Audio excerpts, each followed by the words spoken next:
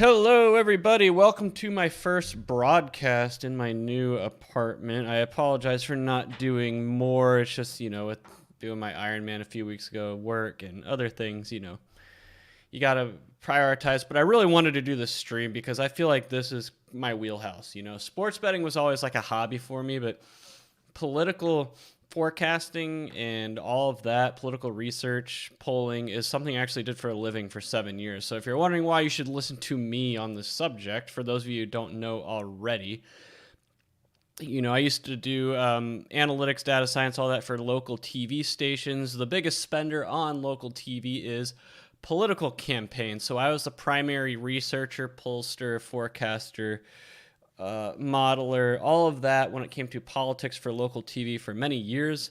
I worked directly with the campaigns, talked to them, got all their data, saw where things were going, and therefore I had probably more inside information than the average person would have when it comes to politics. For example, I was working in Seattle in 2016, and the information I was getting did not sync with the public information that was out there that said Donald Trump was going to lose big. I actually thought he was going to win based on what I was seeing. So I really did not really understand where the public opinion polling was at because it did not correlate with what I was seeing. But anyway, big elections tomorrow. There are a lot of opportunities to bet. It might be too late to get in on some of these markets. I feel like the value's pretty much been sucked out of a lot of them, but I still think there are opportunities. So before I go and talk about betting opportunities for tomorrow's election, let's go through some of the basics.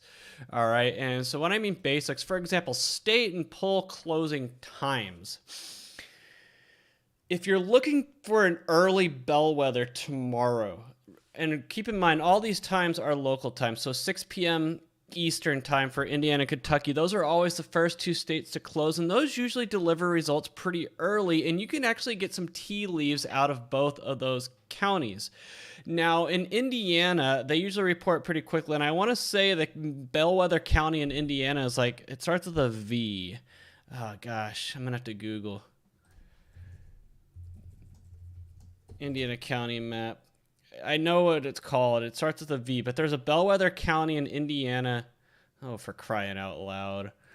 There's a Bellwether County in Indiana that... No, I want images. I don't want maps. There's a Bellwether County in Indiana. How's everyone doing, by the way? It's Vigo. This one right here. Vigo County is a Bellwether County in Indiana. It is part of Congressional District 8. So... if you're looking for some early tea leaves tomorrow to get a jump on some of the betting markets as to how things will go as a whole, look at District 8 in Indiana. Compare it to how it did in 2020, 2018, that were pro-Democrat years. If it swings a lot more Republican tomorrow night, then it looks like we might be in for a wave. The district to look at in Kentucky, they also usually count pretty fast as well. It's also going to close at 6 o'clock Eastern. Results should start coming out after that. Kentucky Congressional District 6. It used to be District 5, but they've redrawn the lines. Now it is 6. Kentucky Congressional District 6 encompasses the state capital, Kentucky, Frankfort. So you got a lot of government workers, but outside of Frankfort, it expands into more rural, blue-collar, working-class Kentucky that people think of when they think of Kentucky. In 2018, this district was a bellwether because Andy Barr ran against someone named Amy McGrath, and I was still living in Kentucky at the time. I was very privy to what was going on there.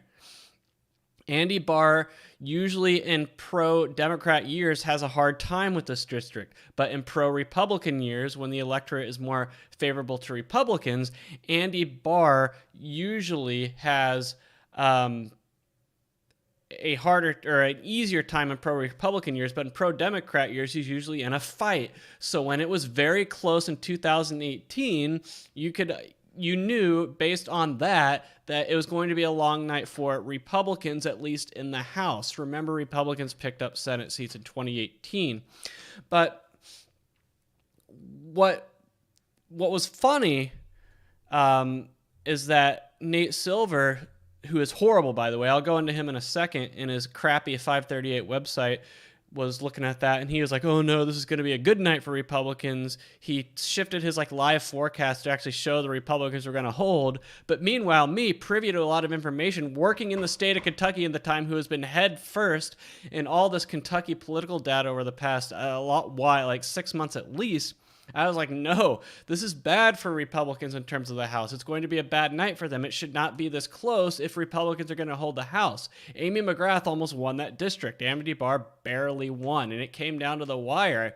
I mean, Amy McGrath was ahead for most of the time, and sure enough, the Democrats did win the House pretty easily. So if you're looking for some early bellwethers, Kentucky District 6 and Indiana District 8, those are going to be your two.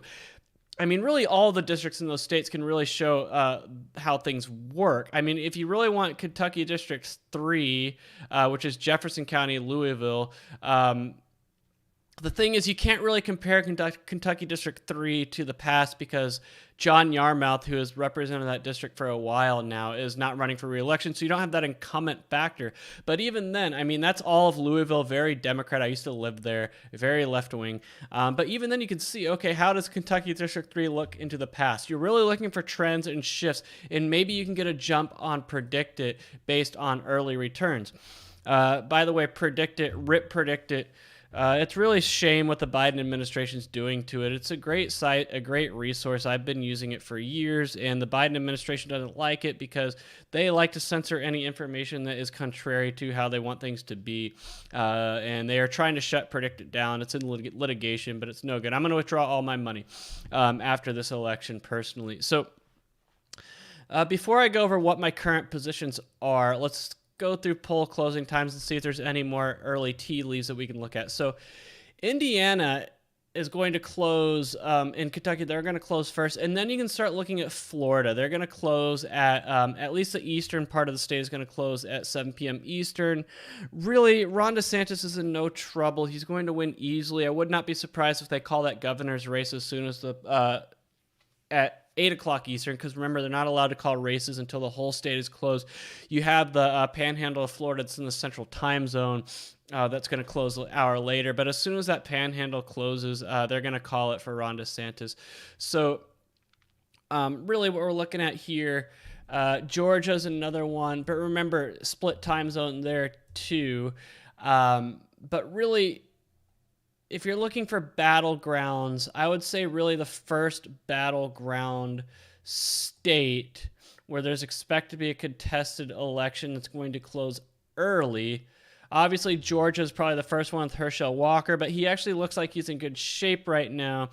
Brian Kemp's going to win the governor's race easily, contrary to what I was saying on this channel about 5 or 6 months ago.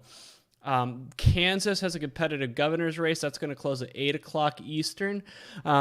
Kansas is really a state to look at because historically Kansas, especially in pro-Republican years, and when I say pro-Republican, every election cycle the electorate has a certain lean to it. In 2018, the national electorate was Democrat +8, meaning if you polled the entire country and showed how they voted for House races, Democrats won by 8 points nationwide in 2018. In 2020, it was Democrat +4. In 2016, I think it was Republican +1. So really, how the electorate is nationwide can really show you a lot of how things are going to happen. And so I'm seeing a lot of people thinking the national electorate tomorrow night is going to be something like Republican +2 or +3. If that is the case, then the Kansas governor's race and Kansas Congressional District 3 are probably going to go Republican. But Kansas is a great bellwether for these things because in 2014, really the last pro-Republican midterm election year, all of the public opinion polls showed the governor's race going Democrat and the Senate race going, I mean, it was an independent candidate, but technically he was a Democrat. But all the polls showed Democrats winning the governor's race and Senate race there. But when all was said and done in 2014, Sam Brownback won the governor's race by 6, and Pat Roberts won the Senate race by 11. It wasn't even close. So Kansas is a great case study in how polls vastly overstate Democrats, even in pro-Republican years. And so The thing with Kansas is that that's pretty much the case again. I saw a poll last week showing like Congressional District 3, the Democrat winning by 14 points. She did not even win that district by 14 in 2018, which was a Democrat plus 8 year, and they expect her to build on that in a year where Democrats are not really viewed favorably in the country. I don't think so, guys. So if it truly is Republican plus 2 or plus 3, like some of these electorate projections I'm seeing, Kansas Congressional District 3 is probably going to go Republican, and the governor's race isn't going to be close. So you got to be really careful when it comes to these forecasters out there that suck and have terrible track records, guys. All right. Going down the list. Nevada, it's not going to close until 10 o'clock Eastern. So for those of you wondering if I'm going to do a stream tomorrow night, probably not, because a lot of these races are going to drag on into the night, and I just don't feel like streaming until like 3 in the morning, because a lot of these races are going to drag on. Nevada is one of them. Remember how long they took to count their votes in 2020? It's going to be the same. But Nevada, competitive Senate race, competitive governor's race, but it's looking good for the 2 Republicans there. Oklahoma's another one of those states where they think the governor's race is going to be close. It's not. Texas, there's really nothing going to be competitive there. So really, we're just looking for competitive races. North Carolina, another one of those fool's gold states where they say it can be competitive, but really a district to look at there will be Congressional District 1 in North Carolina. Right here, Sandy Smith and Don Davis. That's really the bellwether district to look at in North Carolina. North Carolina closes at 7:30 p.m. Eastern, so if you can really look at District 1 to see how things might go for the rest of the country there. Ohio, no matter what you hear, J.D. Vance is going to win easily. I think he is my largest position on Predict It right now. Alaska, we're not going to know anything about that for weeks. I mean, that's why I'm probably not going to do a stream tomorrow, because a lot of these elections are going to drag out over multiple days, which is sad. If Florida can count all of their votes within an hour or 2 of the polls closing, why can't other states do it? Well, I don't want to get a YouTube strike, but what I'm going to say is that it's intended to normalize chaos. If you normalize chaos, then the average person is going to say, oh, well, chaos is normal, and therefore they don't question it. But the thing is, Florida shows that it can be done. So the whole point of dragging these things out is the term is sue until blue. The reason they like to drag it out is that gives more time for lawyers to sue, and they keep suing and suing and suing until the race goes blue. That's the point. That's why they want to drag it out. That's why they want it to take forever. And that's why they have all these built-in excuses. You're seeing it all over the place right now. Oh, we're not going to know the results for a few days, which is garbage. If Florida can do it in an hour or 2, then why can't Pennsylvania, for example? Well, it's by design. But anyway, moving forward, Connecticut is one of those states to watch. I don't think the governor's race will be competitive because the governor candidate, the Republican in Connecticut, has run such a terrible campaign. But Connecticut Congressional District 5. District 5 is the one to watch in Connecticut. Connecticut closes at 8 p.m. Eastern. That's the one to watch. That's really the only district in Connecticut that can flip. Keep an eye on that one. Nothing is competitive in Iowa at a statewide level, but really what you're looking for is Iowa Congressional District 3. That's the only one currently held by a Democrat. She barely won in 2020. That is pretty much like Des Moines, the government of Iowa, and then just cornfields surrounding that. So I honestly think that one's going to go, but just keep an eye on it. Maine is another one of those states which is really annoying just because they do the ranked choice voting, but Jared Golden is in trouble. I would also keep an eye on the governor's race. If there's going to be an upset tomorrow in terms of governor's races, I think Maine can be one of the states just because it's such a hard state to pull. The state of Maine is hard to pull because you pretty much have the coast of Maine that has they're basically communist, highly educated, white, upper crust, elitist types that live in Massachusetts, but in Maine on the coast. But then you have the rest of Maine, which is very working class. The lobster fishermen, the loggers, the people who live upstate in Maine, those types that are very hard to reach, very hard to pull. They're the ones that make up the majority of Congressional District 2. It has gone to Donald Trump the last 2 congressional elections, so really keep an eye on Maine Congressional District 2 and the governor's race there. I think Paul LePage can beat Janet Mills. It's just one of those very hard states to pull.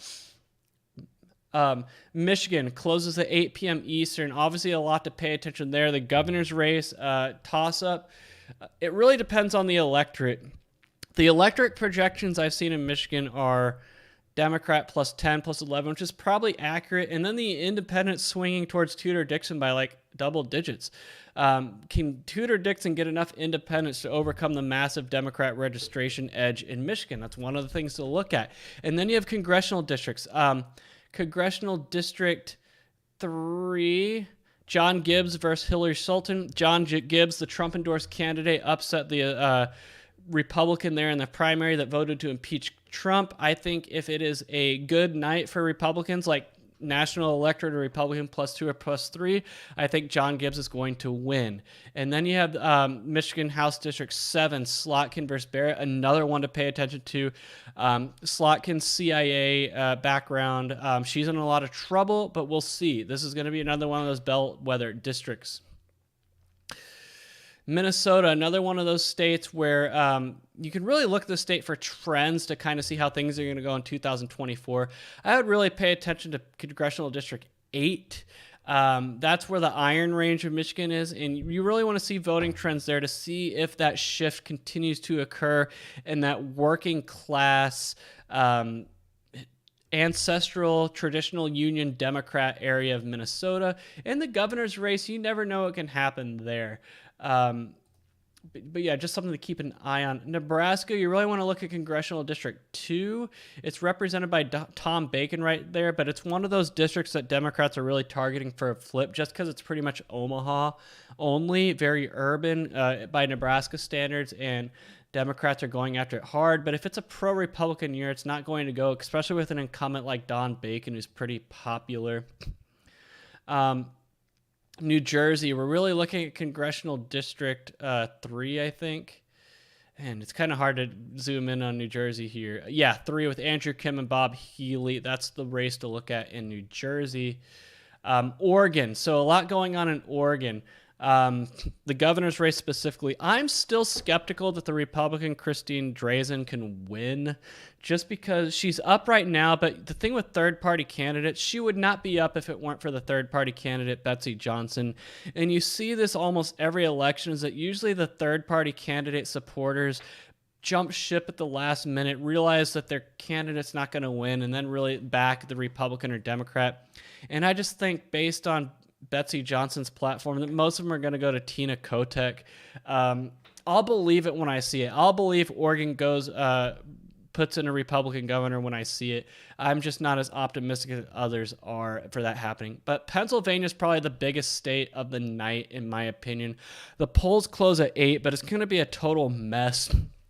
They've already started laying the groundwork for it being a total mess. The Fetterman campaign's trying to get ballots that are have no date on them, no signature, no nothing.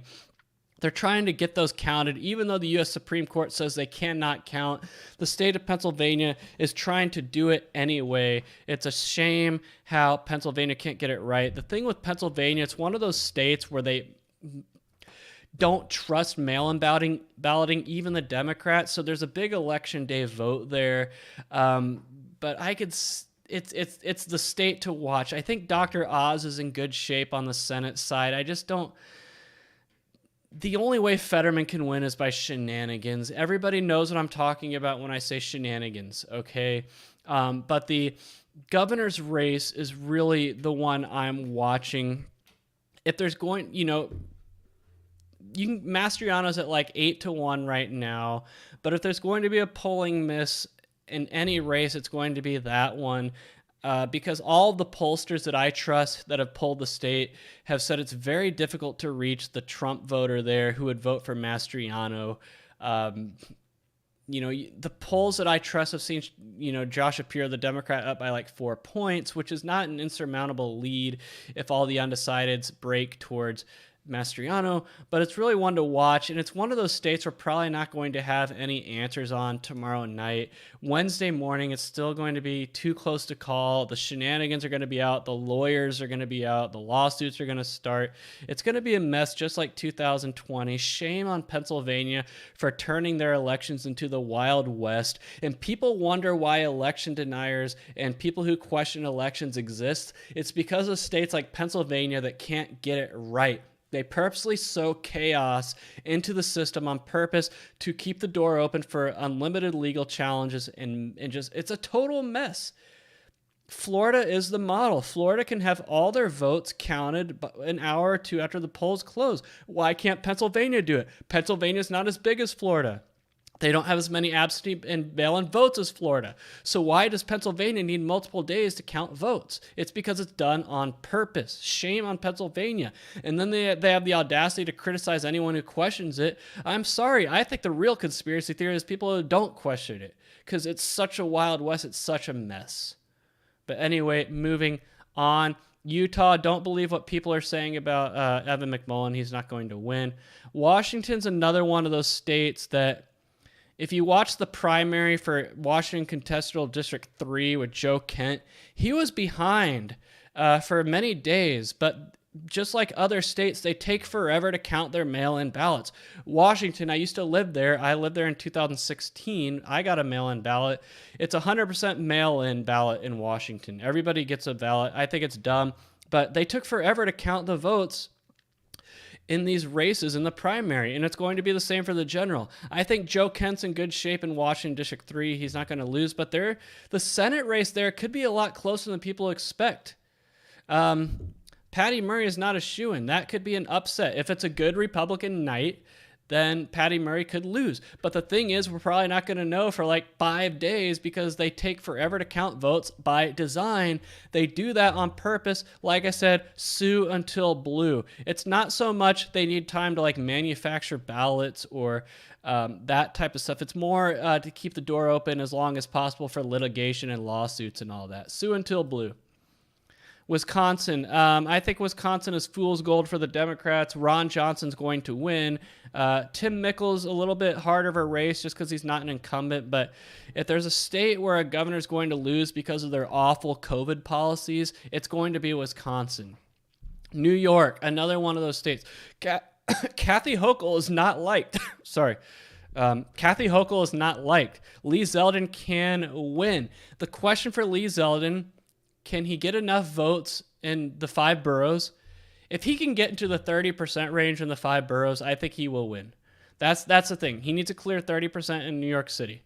And of course, do what he's going to do upstate, which, I don't think he'll have any problem doing.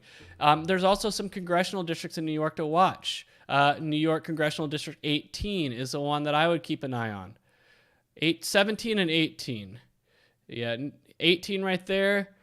17 right there. Sean Maloney, one of the higher ups in the Democrat House, in trouble. He's made a lot of dumb statements over the past few days. He said, if inflation is hurting you, then go out and buy some Chef Boyardee. He's very out of touch. Things like that are going to hurt Democrats tomorrow night. They're out of touch when it comes to inflation. New Hampshire, I do think Don Baldock can win. Also keep an eye on New Hampshire Congressional District 1 with Caroline Leavitt running. It's funny, the Democrats funded all these Trump-backed candidates in the primaries like Caroline Leavitt, thinking that would help them have an easier time to win in the general, and it's backfiring. Really, the only Trump-backed candidate that won a contested primary that Democrats wanted to win, thinking it would be an easier time to beat them in general, that I would say is an underdog tomorrow, is Doug Mastriano for Pennsylvania governor. I would say all the rest of them are favored to win. I mean, Tudor Dixon in Michigan, 50-50, but they made a big mistake. They falsely were unable to measure. They falsely were led to believe that Donald Trump and his endorsements are toxic in a general election, and that is going to turn out to be not true tomorrow. I mean, J.D. Vance, slam dunk, he's going to win easily. Herschel Walker looks to be in good shape. Kari Lake is going to win. Blake Masters, I would probably say he's the favorite now for Arizona Senate, so just saying. All right, Tennessee, really nothing going on there. So let me talk about where I currently stand in terms of my political bets for tomorrow. But before I do that, I just want to say, if you're looking for people to trust when it comes to this stuff, don't use 538. 538 is considered a joke in the industry I used to work in terms of like political research and opinion polling and all of that. They're considered a joke. First of all, 538 has not called an election accurately since 2012. The only reason 538 got it right in 2008 and 2012 is because they were getting fed information directly from David Plouffe and the Obama campaign. That's the only reason. He was getting fed information directly from them. Ever since Nate Silver has had to stand on his own feet without getting information fed to them by the Obama campaign, he has not called an election accurately. He was wildly off in 2014, 2016, 2018, and 2020. 4 straight cycles of embarrassment for Nate Silver. Not only that, he called the Virginia election wrong in 2021. He sucks. His model, it's not even a model, is terrible. He's nothing more than someone who just reads the polls and then wish casts. That's all he does. Robert Barnes did a study showing that if you have bet based on what 538 has said, you would have lost money in each of the last 6 election cycles. 6. He hasn't called an election accurately in 10 years, and yet people think he's the gold standard of election forecasting. He is not. If you want to lose your money, then listen to 538. And it's not just 538. It's all these horrible election forecasters out there like the Cook Political Report and Larry Sabato and Tom Bonnier with Target Smart. They're all terrible. They've all haven't called elections accurately in years, and yet people think that they're the gold standard. 538 loses $7 million every year, yet somehow stays in business. So you have to ask yourself, why does Carlos Slim in the New York Times continue to fund 538 despite not calling an election accurately in the last decade and losing $7 million a year? Ask yourself, why do they continue to subsidize it? Well, the answer is that 538 serves its 2 purposes. It manipulates betting markets so people could take advantage of that, and it allows, basically 538 exists to peddle narratives. Because the only poll that any of these pollsters need to get accurate is their last one. That's the only one they're graded on. So all the polls they put out before that can be total garbage, and there's no accountability for it, and it makes me sick.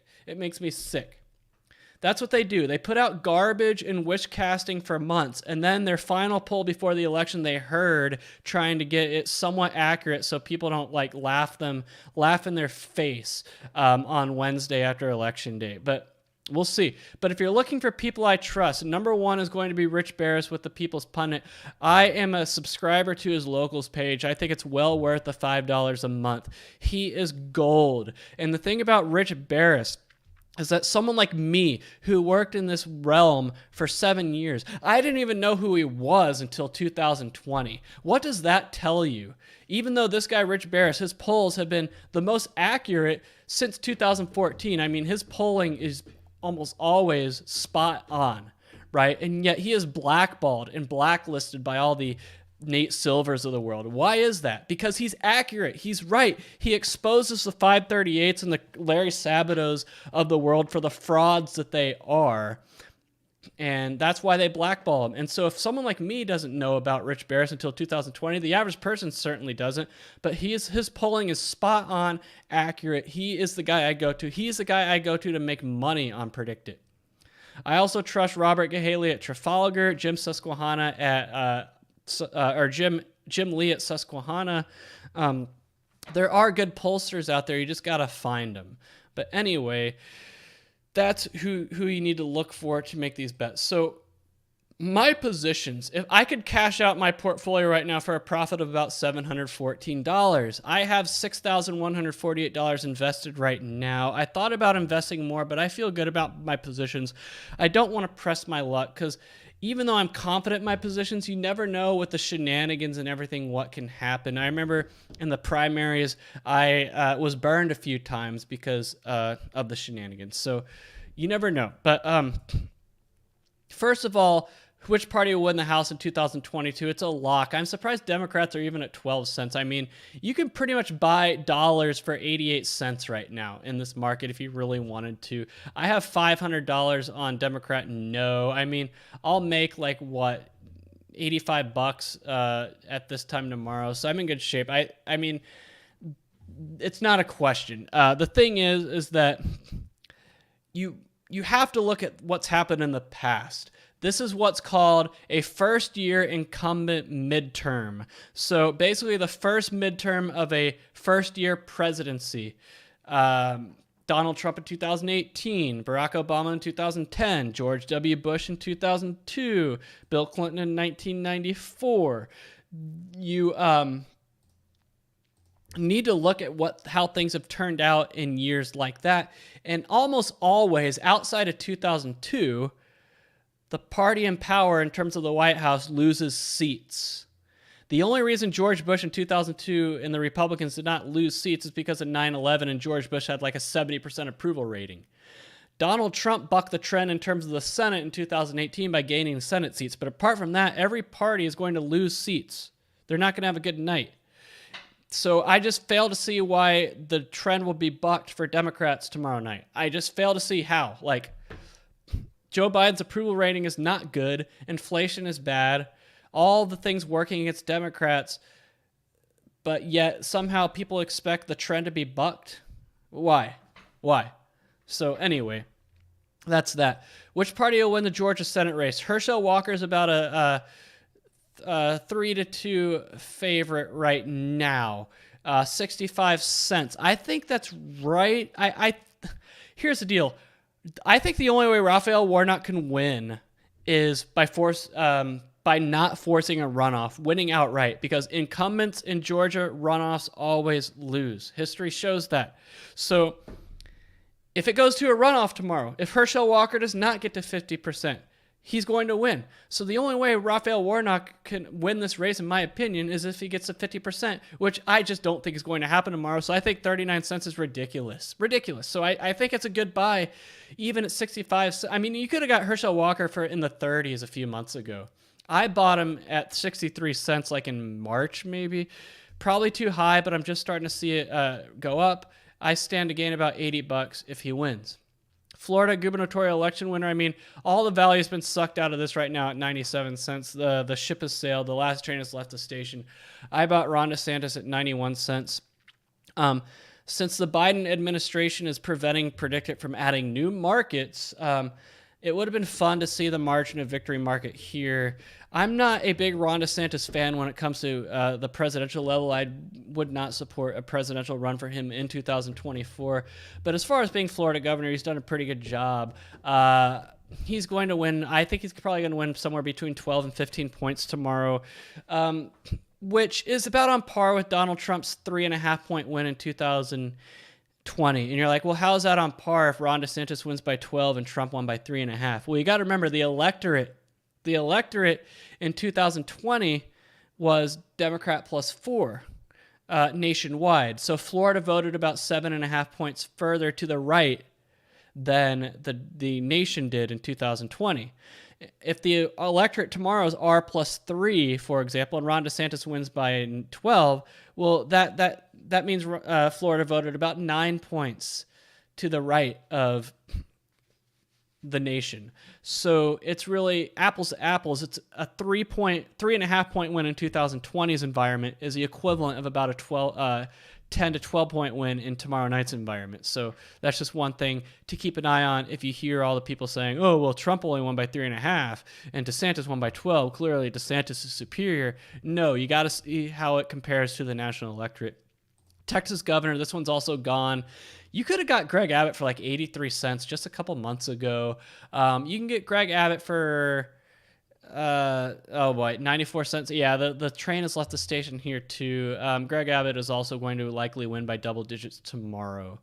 Really no opportunities there. Pennsylvania governor. So I only put like $37 on Doug Mastriano here. Like I said, Mastriano's about 8-1, but I want to emphasize if there's going to be a polling miss, and there's a difference between an upset and a polling miss. An upset is when, like, for example, a candidate is down like 8 points in the polls and ends up winning. That is an upset, but a polling miss is when but an upset would be when there are still some pollsters that show, like, for example, most of the pollsters have someone down by 8, but there's like a handful of pollsters that have them close or winning. That would be an upset. A polling miss is when all the pollsters are in agreement. Like, this candidate is down, no pollster has him up or even with a chance to winning. That's a polling miss. I would say a Doug Mastriano win tomorrow would be a polling miss. But if Mastriano wins, we're not going to know for a few days. I do think there is an opportunity. If you're someone who wants to buy shares to cash out at a profit, you can buy Doug Mastriano at 12 cents right now and see how those early returns go. Maybe the market will be spooked and say, oh, Mastriano's overperforming. He still might not win in the end, but you could see the market go to like Mastriano at 25, 30 cents, double your money. I think there's a very real possibility of that happening tomorrow. Just like what happened in 2020, you had Trump at like 20 cents in Pennsylvania the morning of the election, and then on that Tuesday night, he was at like 90 cents in Pennsylvania at one point. These things can happen. It just depends on when certain ballots are counted. If the election day vote is counted before the mail vote in Pennsylvania, then Doug Mastriano absolutely can have a lead tomorrow night at some point and spook the market.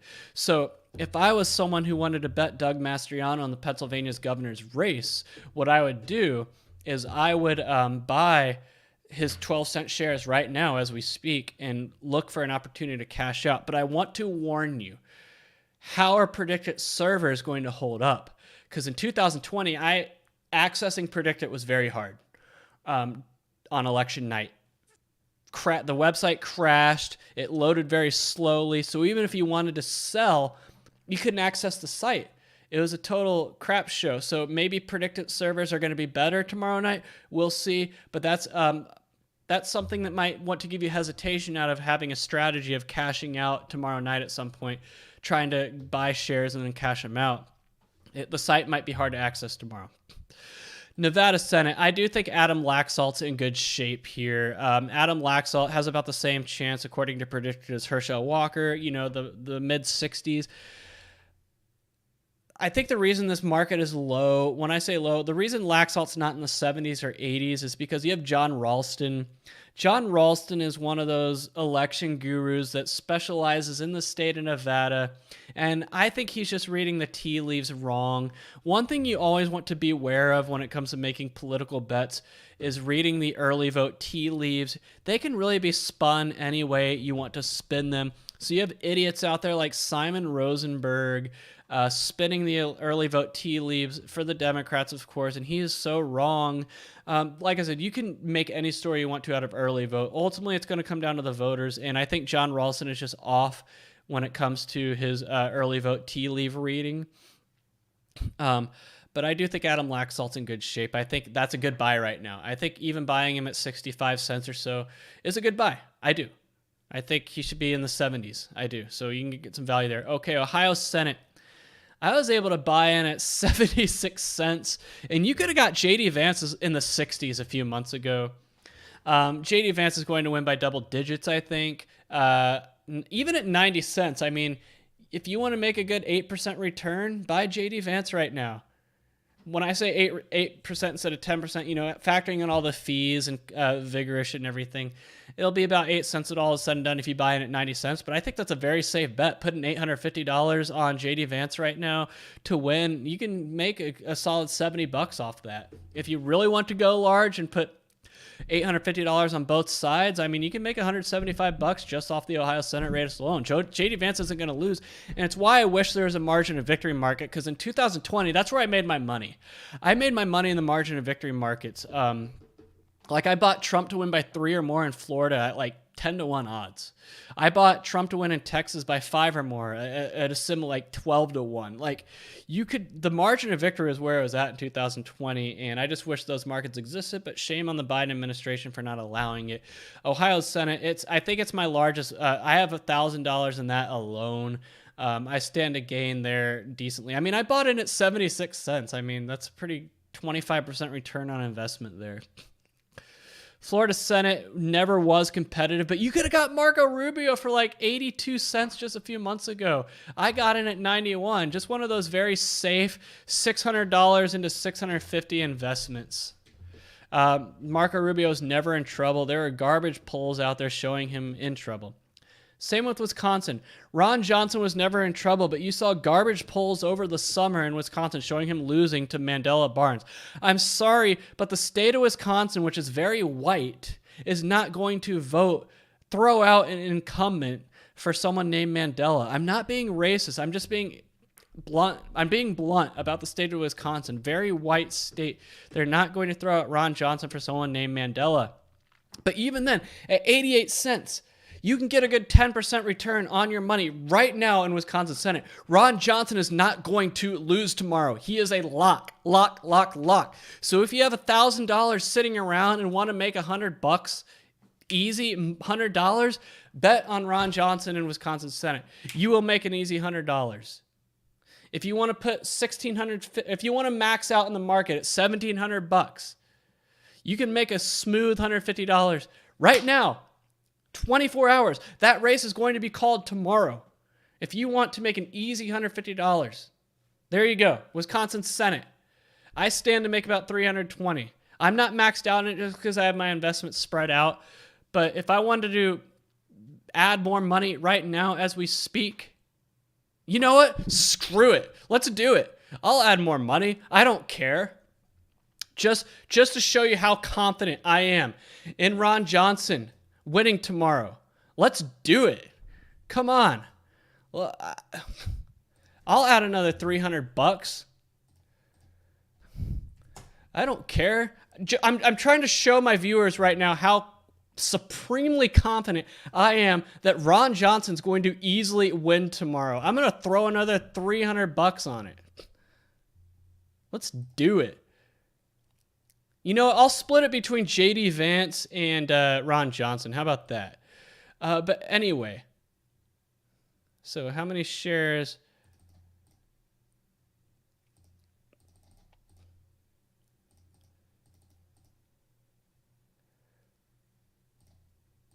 You know what? I'll put 125 shares on JD Vance, and then I'll put the rest on Ron Johnson in Wisconsin. Which was a better buy? No. So yeah, I mean, this is absolutely absurd. Some of these, I mean, just easy money. And I just showed you. That's how confident I am. I did it right here on the stream. Right here on the stream. Anyway, Arizona's governor's race. Carrie Lake is now at 84 cents. I bought her at 61 cents. The thing with Carrie Lake is I think she has provided a blueprint on how to win by going on offense. I've been telling people this for years. In all of my years of working in political research, voters love candidates with conviction. Voters hate candidates that are weak on what they believe. They hate candidates that are all over the place, too afraid to say what they believe, waffling. It's a common misconception that the way to win elections is to not offend anybody. That is wrong. You win elections by being bold and standing firm on your convictions, because what voters want most of all is someone that says they are going to do what they say they are going to do. They may not agree with them, they may not like them, they may not side with them, but at least they know that what they're going to get out of them. That's why Trump won in 2016, and probably we all know what happened in 2020. People might not have liked Donald Trump as a person, but at least they know where he stood. They knew what they were going to get out of him. People hate chameleons. People hate those who lick their finger, stick it in the air, which way the wind blows, and goes with that. And that's why Carrie Lake is going to win tomorrow night in Arizona. I just want to caution. Carrie Lake won the primary in the same fashion she's going to win tomorrow. They tried to steal the primary from Carrie Lake. Carrie Lake told all of her supporters in the primary to hold back. Vote on election day in person. Do not vote by absentee. Do not vote early. Wait until election day to vote in person. The thing is, those election day votes are counted last. They are counted last. So What happened in the primary is all the mail-in ballots and all the early votes were counted, and Kari Lake was down pretty big. The primary market on PredictIt swung massively, and Kari Lake was down to like 10 cents. Everyone was freaking out. It was crazy. And so what happened is that Kari Lake was like, no, I'm fine. I know when all the votes are counted, I will come out ahead. But the thing is, the media and her opponent, Karen Taylor Robson, were pressuring her to concede, saying, you don't have enough votes. And that's the thing. That's how they tried to steal it from her, because they knew how many votes, they thought they knew how many votes they needed to tack on to Karen Taylor Robson's total, which were probably not legitimate votes. But the thing is, when they counted the election day vote in Arizona, Kari Lake was winning these like election day vote margins by like 75 to 25. It was ridiculous. And in the end, she won pretty easily, pretty comfortably. They were pressuring Kari Lake to concede. There was a high pressure campaign from the media to get her to concede, and she said no. And I think we could see the same thing tomorrow. They're going to count all of the early votes and all the mail-in votes first, which are going to be friendly to Katie Hobbs in the governor's race and Mark Kelly in the Senate race. They're going to be favorable to Adrian Fontes in the Secretary of State race and all of the other Democrats statewide. And so I think you're going to see you're going to have a chance tomorrow, I think. If you want to buy Kari Lake or Blake Masters, I think you're going to have a chance tomorrow to get better prices than that. I do.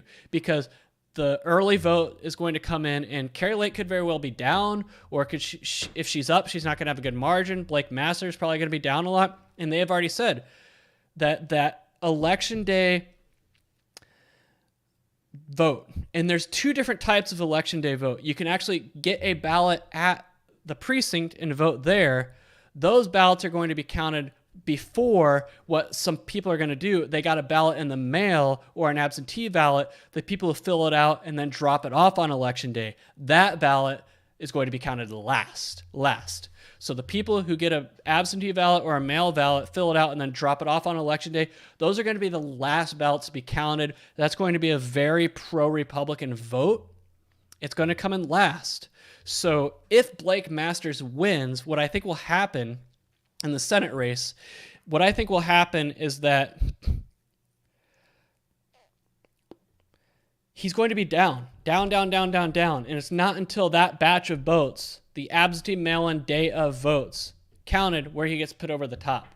And that could be Kari Lake as well. So I think he can get better prices than that right now. So if you want to buy on the Arizona governor's race, I do think that Kari Lake is going to win. I just don't see her losing. I think you can get her in the 70s tomorrow. I do. But if you want to just secure the 83 cents now and give yourself a pretty easy 95% chance of a 15% return on your investment, you can go in now. So anyway, that is Arizona. North Carolina Senate, 91 cents. The ship has sailed there. I got in at 73 cents. The polling was a joke. That's why I subscribe to People's Pundit Rich Barris. Rich Barris, the best pollster in the business, in my opinion. He lives in North Carolina, first of all. He knows people in North Carolina. He said, like 2 months ago, when you could get Ted Budd at 73 cents, he was saying, the people I talk to, even the Democrats in the state, know that the Democrat, Sherry Beasley, has no chance. Ted Budd's going to win by at least 5. When I heard Rich Barris at People's Pundit tell me that on his live stream, I went ahead and bought into this market at 73 cents. Now look at where I am. I do think Ohio and Wisconsin are better buys than North Carolina are out, just because you can get them at 88 cents instead of 91. But very safe. This is very safe. Ted Budd's going to win by at least 5. Another one of those markets I wish there's a margin of victory market to bet. You can make a lot of money. Utah Senate, I bought in at 85 cents. Guys, the ship has sailed there as well, but Mike Lee's going to win, probably by double digits over the fake independent Evan McMullen. So for those of you who don't know, there is no Democrat running in this race. It's just a Republican and an independent. But surprisingly, that independent who claims he's running as a true conservative, which is total garbage. If he's a true conservative, then why is all his donations and backing coming from Democrats? He's not a conservative. He's a Democrat just pretending to be a conservative because Utah is blood red. Wisconsin governor, I think Tim Mickles is in good shape. I bought him at 69 cents. He's at 67 right now. I still think I think 67 cents is pretty accurate. I do think Tim Mickles will beat Tony Evers to begin with. I think, like I said, if there's a governor that's going to lose because of how terribly they handled COVID, it's going to be Tony Evers in Wisconsin. He was awful in terms of COVID. He's going to pay the price tomorrow, I think. Kansas governor, I am surprised. Guys, if you want a market out there, so far I've pretty much just shown you markets where I bought in at like 70, 80 cents, low margins where if I win, I'll make like a 10 to 20% return. If you're looking for a market tomorrow where you can make like a 40 to 50% return on your money, Kansas governor is it. What did I say earlier in this stream, guys? What did I say? In pro-Republican years where the national mood, the national electorate is favorable to Republicans, what happens? The Republicans always vastly outperform their polling. We have not seen a lot of polling coming out of Kansas, and I think there's a reason for that. But the Republicans should be favored here. The fact that you can buy the Republican at 46 cents right now, I think is absurd. I mean, I bought it at 76 cents a while back. Probably not the best idea. Did my bets get processed yet? Why not? I'm just trying to see.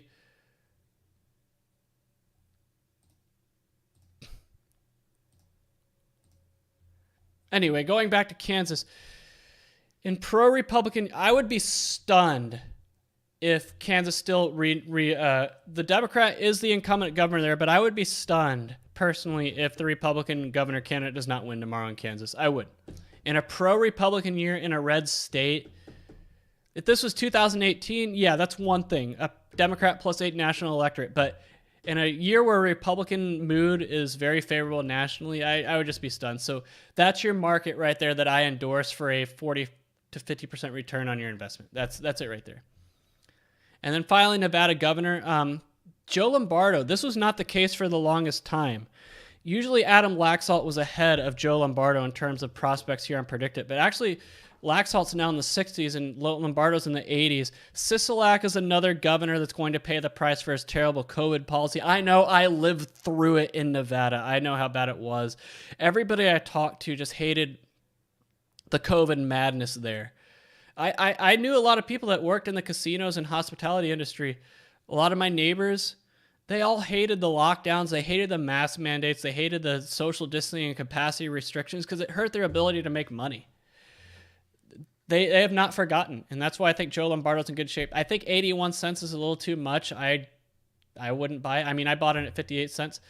I think it should probably be in the 70s, but ultimately I do think Joe Lombardo will win. Not the biggest fan of him. If I still lived in Nevada, I wouldn't have voted for him in the primary, but it is what it is. I would have voted for Joey Gilbert. Keep an eye on Joey Gilbert for future elections. When is my money going to go through? Have my shares been processed yet? They should be because I'm up to 7,000 now. Ohio Senate. Yeah, my market investment is up. And Wisconsin Senate. Yeah, that's up too. So yeah, I was just trying to show you guys how confident I am at this. But anyway, just some house race. I went through. I don't think any house races are up for grabs. Are there any markets I don't have money in? GOP Senate seats after midterm. 53 is the highest right now, and I think if you did a simulation of this election tomorrow night like a million times, 53 would probably be the biggest number. But I think there's a greater chance of 54 happening than 52. So I think 54 at 6-1 is not a bad buy. I don't. But the thing is, you can't buy 54 or more. You have to buy them in cohorts. So what I would do is I would buy 54, 55, and 56. So if 54 happens, it's going to be New Hampshire. And if 55 happens, it's going to be Washington. I'm not sure about 56. Let me look at the map. I have to look at the map.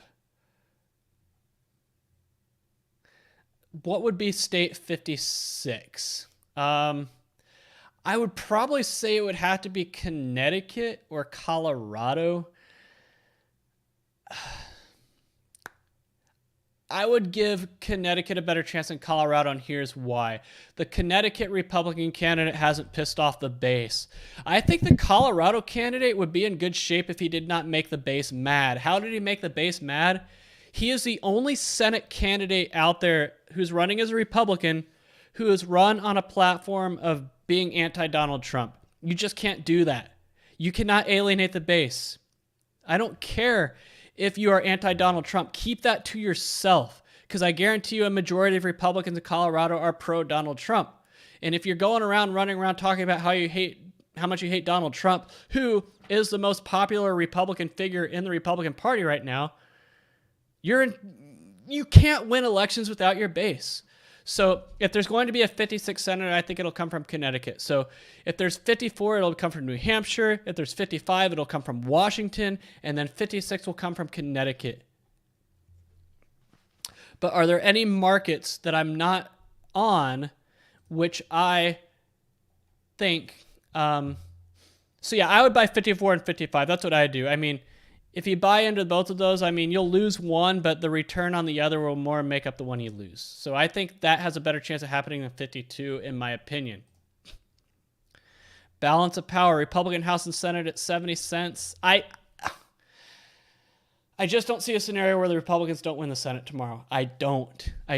It would buck years and decades of historical trends. And ask yourself, do you think Joe Biden in the current climate of this country is one that would buck the historical trends of the party in power losing seats in a first-year incumbent midterm? You think Joe Biden is the guy? I don't think so. So I think 70 cents for balance of power, pretty good way, in my opinion, to make a good 25-30% return on your investment tomorrow. Maybe I should have bought into that instead of putting money in the Wisconsin, but I digress. Can I still buy? I don't think so, but I just want to see what it tells me. I don't have sufficient... Okay, yeah, I can't. But I should make another deposit and do it just to show you how confident I am at that as well, but I digress. I'm going to get to comments after I go through my spiel. Don't. If you guys have asked me a question or anything, I'll get to it. Who will control the Senate? I mean, I think the balance of power market is a better buy. I mean, it's only 2 cents of separation. I just don't see it would be a mass. I would be shocked. As someone who's done this for 7 years, as someone who's probably been on the money as far as how these midterms go, like in 2018, I was telling everybody, hey, Democrats are going to win the House like within 15 minutes of the polls closing in the first 2 states, Kentucky and Indiana. I just don't. I don't see it. I think the Republicans will at least, worst case, get to 51. If the Democrats hold, meaning 50 seats, how will they do it? Well, going back to the map, they're going to have to win Pennsylvania. They're going to have to win Nevada. They're going to have to win Arizona. That right there would put them at 50. So pretty much they need to win 3 out of Georgia, Arizona, Nevada, and Pennsylvania. I don't see it. I think Herschel Walker's well on his way in Georgia. Dr. Oz is probably in good shape after the debate. Arizona's probably their best shot. And Nevada, I think Nevada's not going to work out for them either. So they're going to have to do something like... They're not going to win Wisconsin. They're not going to win Ohio. They're not going to win North Carolina. They're going to have to pretty much, like I said, run the table and stave off upsets in states like Washington and New Hampshire. I just don't see it, guys. I don't. So yeah, if you want a good 25% return that you feel pretty confident about, buy one of these 2 markets right here. New York governor, I talked about this, but I think Lee Zeldin's a pretty good bet at 25 cents. I do. Kathy Hochul was not elected. She's not popular. Lee Zeldin can pull it off. I do. At 4-1 return, I think he's worth throwing some money on. I think he should be closer to probably 30. He should be in the 30s, in my opinion. Keep an eye on it. PA Senate, I'm not in this market, but I think 62 cents is a good buy. I do. The only thing that would make me hesitant, and the reason I don't have any money on it, is because Pennsylvania is a wild, wild west when it comes to elections. They are the worst state, in my opinion, out of all 50 when it comes to election integrity. I mean, yeah, you have states like Illinois that has Chicago, but those are not competitive states. I'm talking about, when you're factoring in election integrity, you have to also throw in the fact that like states like Illinois aren't going to be competitive, but a state like Pennsylvania that is competitive, they are a total joke on how they handle elections. People have every right to question how Pennsylvania runs their elections. It's a joke. It's a travesty, the way they do things. And if people who do not have faith in elections, a state or a nation cannot stand if the people don't have faith in how their elections are run. And Pennsylvania invites it with the way they run their elections. It's pathetic. And that's why I don't have money on Dr. Oz right now in Pennsylvania, because I don't trust Pennsylvania and how they run elections, especially considering the guy in charge of elections in Pennsylvania is also the Democrat candidate for governor in Pennsylvania tomorrow night. It's a joke. So Dr. Oz, hold on. Is Dr. Oz up in the polls right now? He is. But I don't think he's up enough to overcome some of the tricks that the Democrats are trying to pull right now, like defying a Supreme Court order not to count undated and unsigned mail-in ballots. I'm sorry, but if you can't get your mail-in ballot out on time, and if you can't sign your damn mail-in ballot, it probably shouldn't be counted. If you are that stupid where you cannot sign a mail-in ballot where it says sign here, you probably shouldn't be voting. You probably shouldn't have your ballot counted. But at the very least, counting ballots with no dates on them, I mean, where does it end? Where does it end? I'm sorry, but if you want to count ballots that were not mailed in or dropped off or cast on time, that invites fraud. It does. I don't care if YouTube strikes me.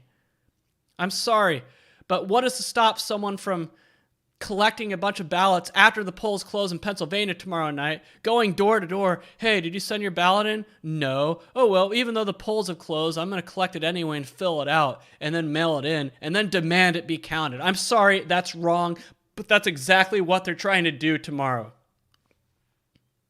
That's wrong. If you can't get your ballot in on time by the time the polls close, it should not be counted. It is election day, not election week. I'm sorry. Anyway, GOP 2024 presidential nominee. No, there are some rumblings about Trump announcing he was going to run for president tonight at his rally. Let me just check and see if that has happened. I know he's having a rally right now as we speak in Ohio, and that was kind of the buzz, but let me see if it's happened. I was skeptical that it's going to happen. I just don't think he would do that. Did he do it?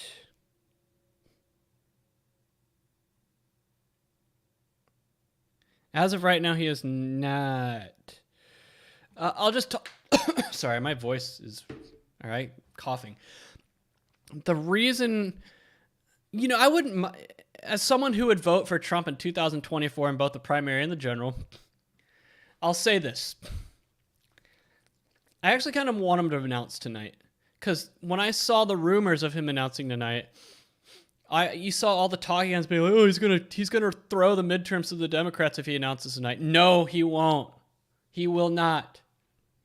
People have a terribly misconstrued notion of Donald Trump. They think he is toxic. They think he is poison. He's not. According to polling right now, he is the most popular nationwide political figure in the country. Now, I'm not saying his approval rating is like at 60%, but compared to every other national political figure nationwide, he has the highest approval rating out of anybody. He's not as toxic as people think. So people think if he were to announce for president tonight, that means the Democrats would flood the polls tomorrow. They won't. The Democrats who are going to vote in the midterms have already voted either by mail or by early voting or whatever. Democrats are not election day voters. They're not. And I'm sorry, but if a Democrat has sat out, or someone who's going to vote Democrat has sat out to this point, Donald Trump announcing a presidential run probably isn't going to motivate them to, I'm going to vote now. That's not how it works. Most people don't really pay attention to politics that much anyway. It just wouldn't have that negative effect that people think. But I do think Donald Trump will be the 2024 nominee for the Republican Party. No one's going to beat him. Really, I think 40 cents is great if you're willing to hold on to your money that long. And it's a big gamble because of the PredictIt is being litigated right now. The Biden administration is trying to shut it down. I just don't know if PredictIt will last long enough to where you could cash that bet out. But Donald Trump's going to be the Republican nominee in 2024. The only way it won't happen is if he dies or if somehow the Department of Justice is able to successfully prosecute him. Those are the only two ways. But I think he's going to be the nominee otherwise. No, Ron DeSantis cannot beat him. He cannot. No matter what you see from the conservative Inc. and Republican and right-wing talking heads and Twitter army and all that stuff, Ron DeSantis cannot beat Donald Trump in a primary. I'm sorry. What states would Ron DeSantis beat Donald Trump in? I'll give you Florida. I'll give you Georgia. I'll give you Utah and Idaho. Okay, I'd name 4. I can't name any other states. I'm sorry.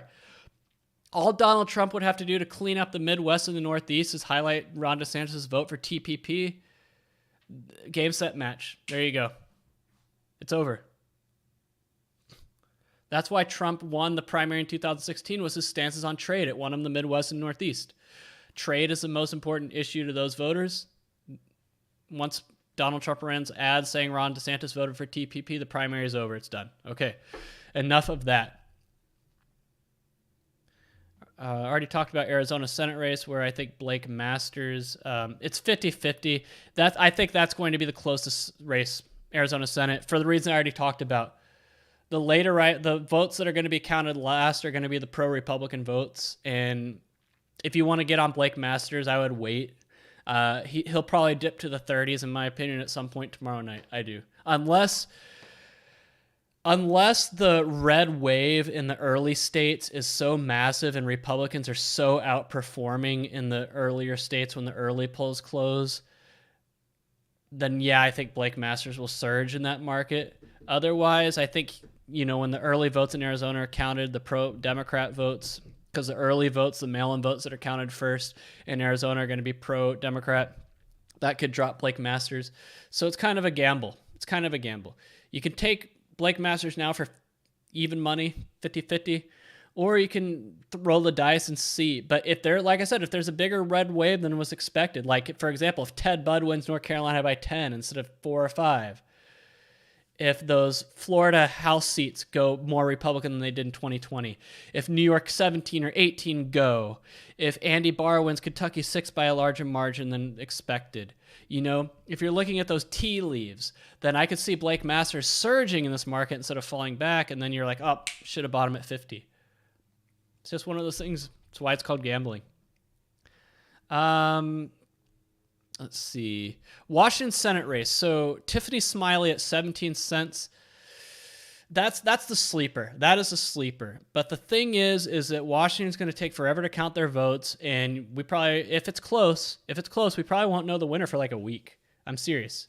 So I do think Tiffany Smiley's a good buy at 17 cents. That's the sleeper. If there's going to be a Senate upset, and no, I don't consider Don Bolduc winning New Hampshire to be an upset. If there's going to be a Senate upset, it's going to happen here in Washington.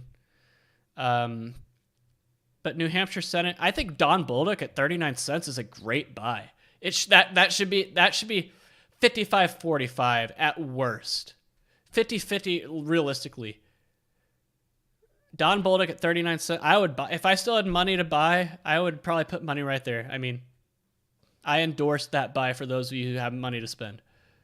Closest Senate race, I think Arizona. It's going to be Arizona in my opinion. Let me see what we have. I just don't think Georgia's going to be that close. I think Herschel Walker's going to run away with it. I do. Because you have a governor's race where the Republican governor is probably going to win by like 10 or more. And I just think Herschel Walker's going to ride those coattails. Because honestly, Georgia, no, at 79 cents. I mean, I think you can get a pretty good return there. Arizona, New Hampshire. Where is Washington? Well, I'm surprised Washington's not on here. Arizona, New Hampshire. If I was making bets in this market, it'd be Arizona, New Hampshire. Maybe Pennsylvania. Pennsylvania, like I said, for reasons I've already discussed, Pennsylvania is going to be a total cluster tomorrow. What an embarrassment. And yet the governor or the secretary of state who's in charge of elections in Pennsylvania has a 88% chance to win the governorship. It makes me sick. Oregon's governor's race. So yeah, I talked about this earlier. The Republican's fallen. The Republican was ahead in this market just a few days ago, 61 cents. But like I said, I just think the independent who was siphoning votes away was siphoning away more votes from the Democrat than the Republican. And like I said, third-party voters, they always have that come-to-Jesus moment when they actually get to the booth. Well, in Oregon, it's all mail-in voting, but they're actually filling out their ballot like, do I really want to vote for a third-party candidate who's not going to win? And then they have their come-to-Jesus moment. They'll vote for the Democrat and Republican. And I just think most of Betsy Johnson, the independent candidates' voters, are going to be more Democrat than Republican. I do. Which is a shame. Oregon was one of the worst states when it came to COVID mandates and lockdowns and all that stuff. I think they still had mask mandates well into 2022. I mean, Portland's a total mess, but hey, you get the government you vote for, and if that's what Oregon wants, then that's what they're going to get.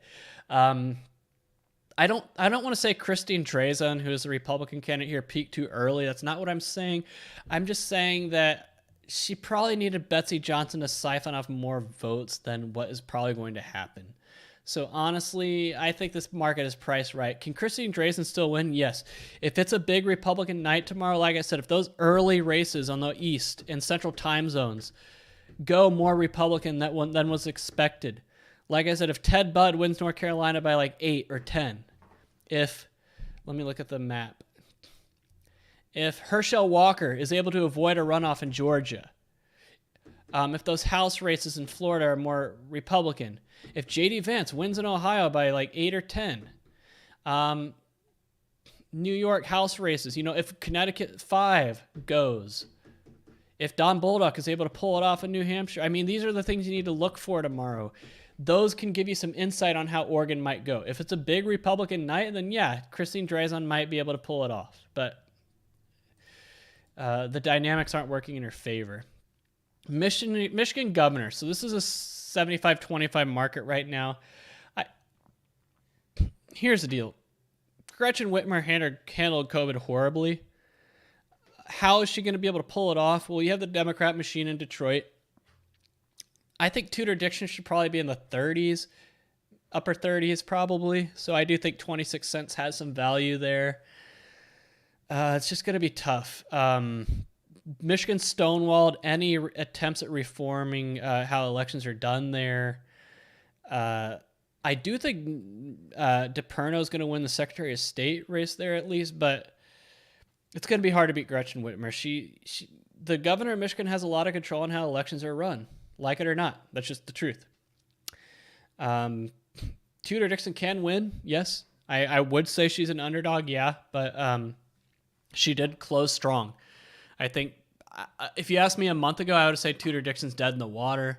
She just hasn't ran a good campaign, but she's had a very good month, and I think she has a chance. I do. We'll just have to wait and see. I will say this. If Gretchen Whitmer wins tomorrow,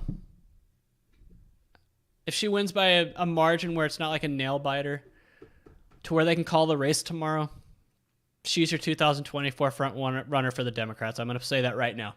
It's not going to be Gavin Newsom, because Gavin Newsom's not going to be able to cobble enough. To win the Democrat primary for president, you need to win minority voters, specifically blacks. They make up, 40% of the Democrat electorate for the primary? I just don't see how Gavin Newsom's going to be able to win over the blacks in South Carolina. Gretchen Whitmer can, because she has those connections from Detroit. She will appeal to black voters much more than Gavin Newsom will. I don't think Joe Biden's going to run, especially if the Democrats get wiped out tomorrow. But if Gretchen Whitmer wins tomorrow, and we know that tomorrow night, she'll be your 2024 nominee for Democrat president. That's my opinion. And I think she'll be harder to beat than a Gavin Newsom or a Joe Biden for Donald Trump. I do. But yeah, that's something to keep an eye on. Colorado Senate, I talked about this, but Joe O'Dea, big mistake. You can't alienate your base. I'm sorry. You need your base to win, especially as an underdog. Rule number one in politics. If you're going to win in an upset, you cannot alienate your base. I'm sorry. Trump files for president before 2023. 68 cents. I would buy that. Oh, yeah. He's going to announce before the end of the year. I think that's a pretty, I wouldn't say 100%, but 90% chance you'll get a 30% return there. Let's see where Gretchen Whitmer is in this market. Wow. She's not even on here. Wow. Okay.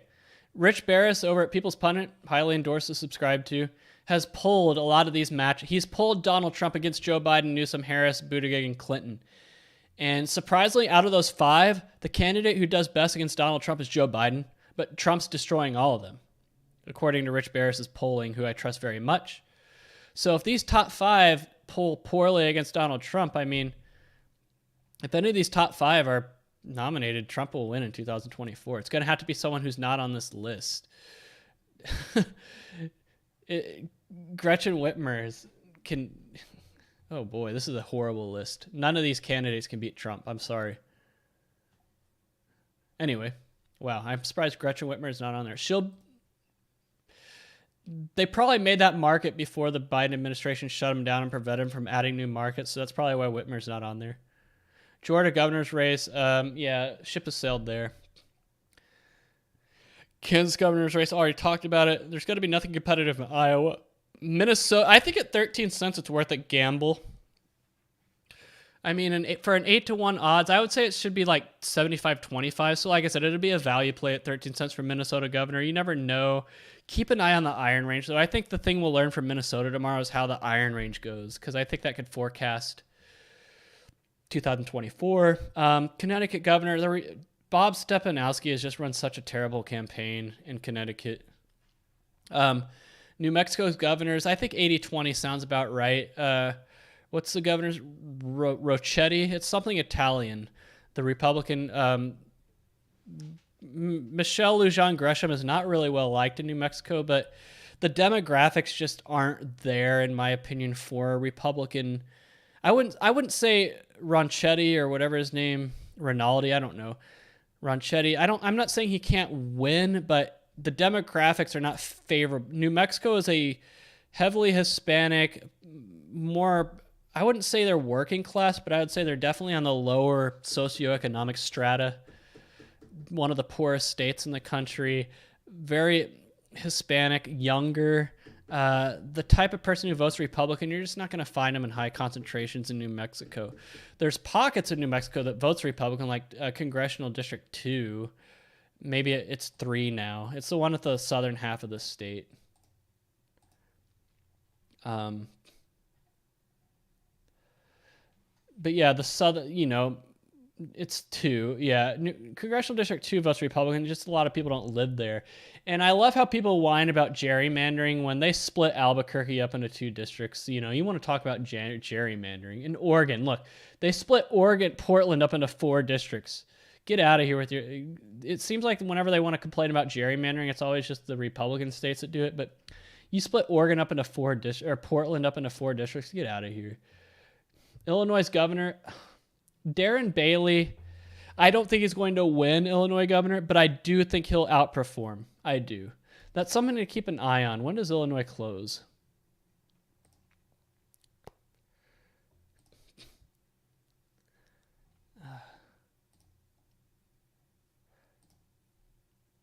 Does it close at 7? So it's going to close at 8 o'clock Eastern. And keep an eye on Darren Bailey. I don't think he's going to win, but if he puts up a fight and doesn't get blown out, and I think that could be a good tea leaf for the rest of the night. Maine governor, I've talked about that. If there's going to be a polling miss, it can happen in Maine. I think Paul LePage can win there. It's a very hard state to pull. Just such a large rural working class population there that doesn't answer this phone or surveys. I don't know if I'd throw something on 14 cents, but Paul LePage can't pull it off. He's done it before. Mitch McConnell. If J.D. Vance, Blake Masters, Adam Laxalt, and Don Bolduc in New Hampshire, if they all win tomorrow, Mitch McConnell will not be majority leader. Those 4 will be enough to block him. Keep an eye on that.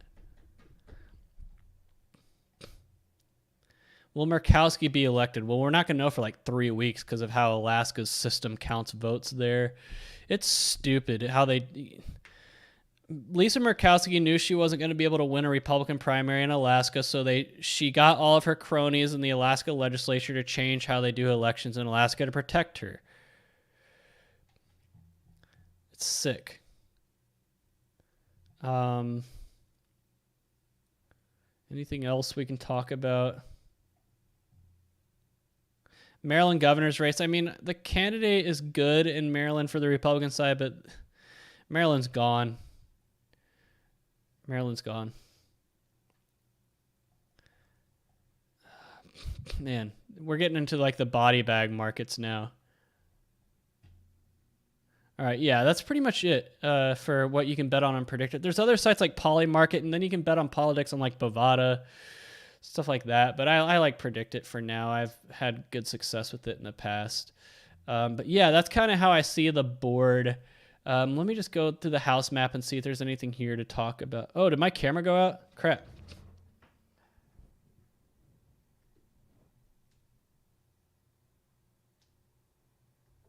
What happened? Did the battery run out? I think the battery ran out. Oh, crap. Hold on. Oh, wait, it came back on. Good. But yeah, I don't know how long I was out for. I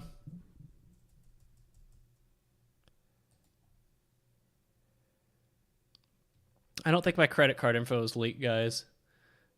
If you saw the last 4 numbers, I don't care. All right. I'm seeing if there's any like house districts to keep an eye on that I haven't talked about. I mean, not really. You'll just have to watch it market by market. So all 16 numbers were visible? I don't think so. Hang on, I'm going to do something real quick. Don't go anywhere. I just don't... Oh, shit. It was. I need to call my credit card company.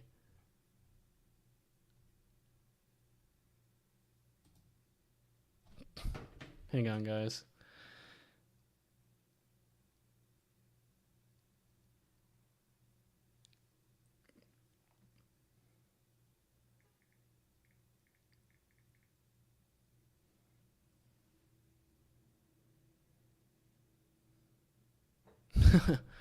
I thought it just showed the last 4 numbers. Crap. Customer care services. To expedite your request, please have your Visa card number available and choose from the selections provided. For English, press 1. You guys don't know my security number. Oh, you do. Crap. Pour français, appuyez sur le 4. Für Deutsch, drücken Sie die 5. Per italiano, digiti 6. Oh, crap.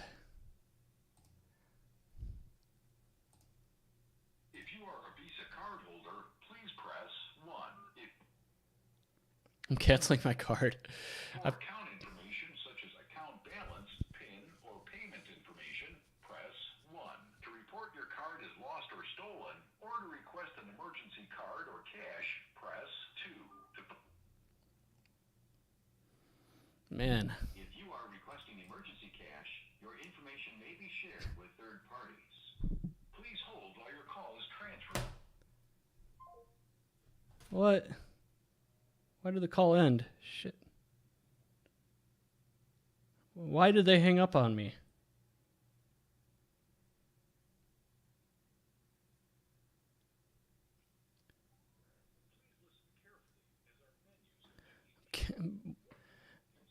Hey guys, I haven't gone anywhere. My camera battery is out. I have it plugged in, but it doesn't matter. I forgot to charge it before the stream.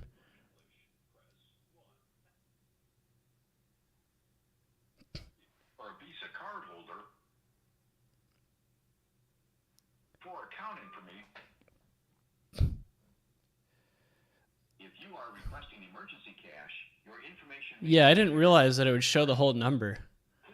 I've never seen that before. For accuracy and quality, this call may be recorded and monitored. Any information you provide to us on this call will be used to assist you and for the other purposes described in the privacy notice posted at Visa. Giving my camera time to charge. Thank you for calling Visa. This is Joseph speaking. How can I help you? Yeah, I accidentally posted my credit card information online. I need to cancel the card, I guess. Oh, I'm sorry to hear that. Let me check what I can do to help. May I have your 16 digits card number, please? 16 digit? All right. Yeah, 1 second. Sure.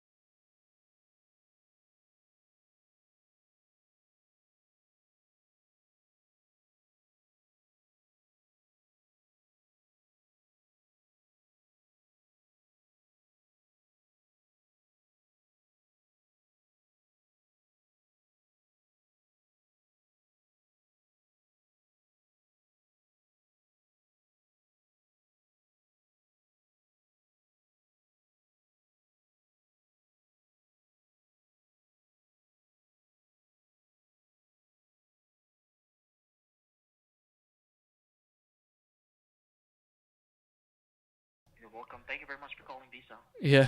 Well, thank you. I'm still talking to them, guys. Sorry, my camera went out. Call will be monitored and recorded, and your voice may be used for verification. Yeah, my camera battery ran out. These cards are...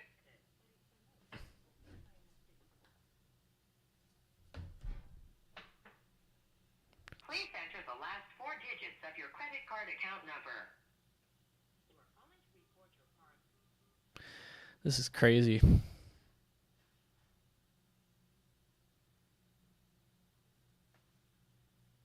enter your zip code.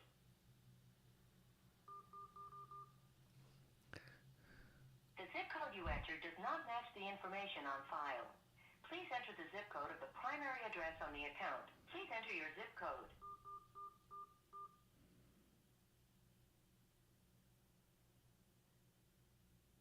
To access the main menu at any time, press star. Your current balance is $12,000. For balance and available credit, press 1. For payment information, This is ridiculous. make payment by phone, or to report your They card transfer me to lost, someone else. stolen, or damaged, press 2. For payment information, the payment mailing address, or to learn more about setting up automatic billing. What does that have to do with report? Press 1 to make a payment by phone. Oh, for crying out loud. 2 to report your card lost, stolen, or damaged. Press 3 to return to the to help our specialists better assist you. Please enter the last 3 digits printed on the signature panel on the back of your card. Yeah, I just bought a triathlon bike. Like You have been $8,000 selected to bike. take part in a brief survey about Before your tax. service experience. To provide your feedback, please remain on the line after your call. Yeah, I bought a $8,000 bike before. Hi, this is Rodriguez with Chase. May I get your first and last name, please? Yeah, my name is William Lease.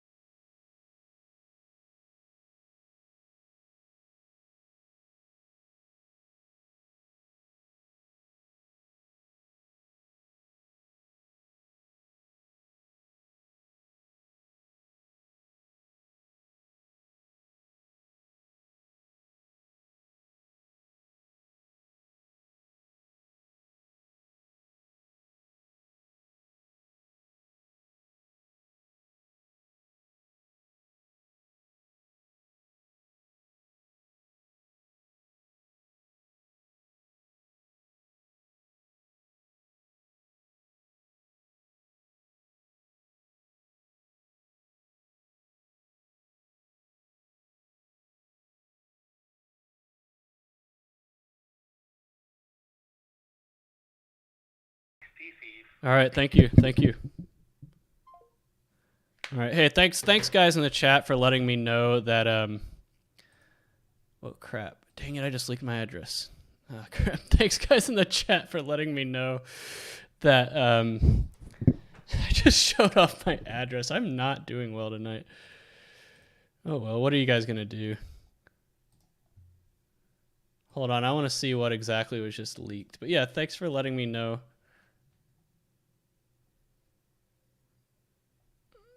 Okay, yeah, I don't care if you guys know my address. I don't give a crap. Like, what are you guys gonna do? Stalk me? I did have those stalkers. Remember the stalkers? For those of you who've been watching this channel for a while. All right, my camera has the battery charged enough.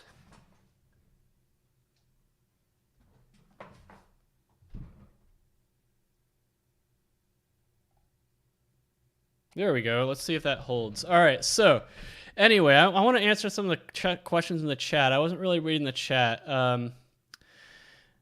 So the first question asked was Maryland weed law. Why will they pass a recreational weed law? Probably. It always passes every time it's put on a ballot, for better or for worse. It's, you know, I don't think it should be illegal. I don't, but it's always more like a be careful what you wish for type of thing. It really is. The Big Short, congrats on the Ironman.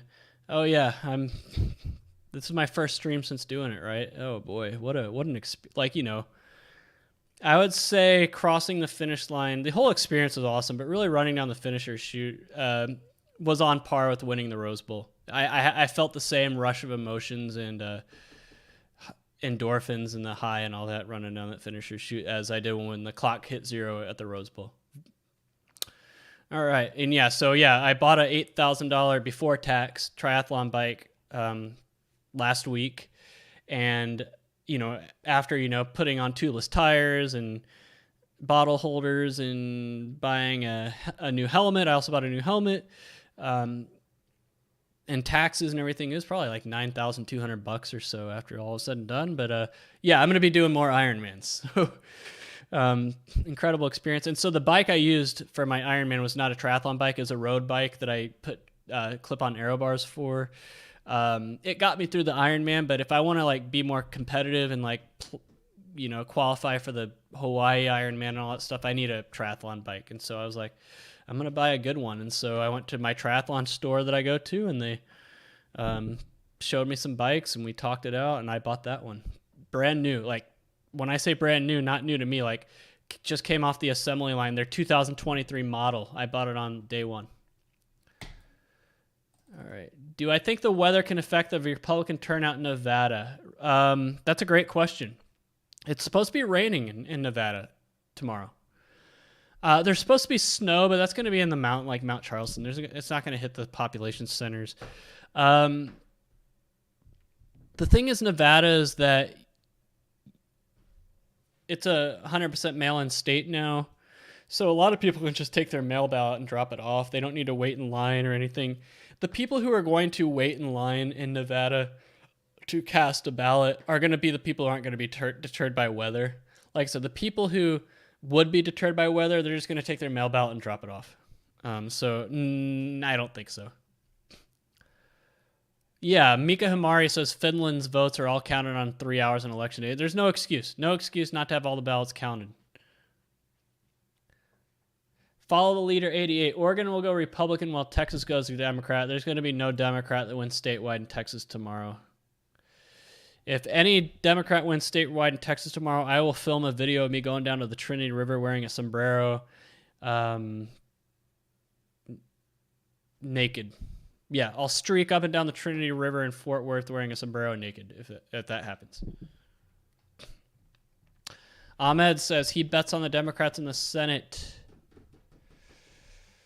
A win-win. So I assume that means he wants Republicans to win, but if they don't, at least he'll make money from it.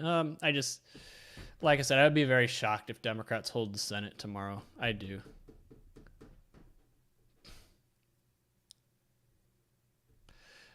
Yep. There will be upsets in Washington for sure. Washington State, yeah. I mean, I don't think Joe Kent winning Washington 3 will be an upset. I think he'll win pretty easily. But yeah, Tiffany Smiley, keep an eye on her. It's just like they take so long to count their votes. ASDF. Robert Barnes said it's not likely they can do the thing because they don't have huge volume of mail-in ballots. He's right. Robert Barnes is someone I trust very much on these things. He's a lawyer. I don't know how much he does election law, but he has a solid track record. Doug Mastriano is a bad candidate. I don't think he's a bad candidate. The problem with Doug Mastriano is that nobody's giving him any money. The Republican Governors Association won't fund him. The Republican National Committee won't fund him. Nobody's giving him money. And so the reason they're not giving him money, they say it's because he can't win, which is not true, by the way. Oh, my camera went out again. Stupid battery. I wonder if I can plug in my webcam. I'm going to plug in my webcam. Hold on. Let's see if this works.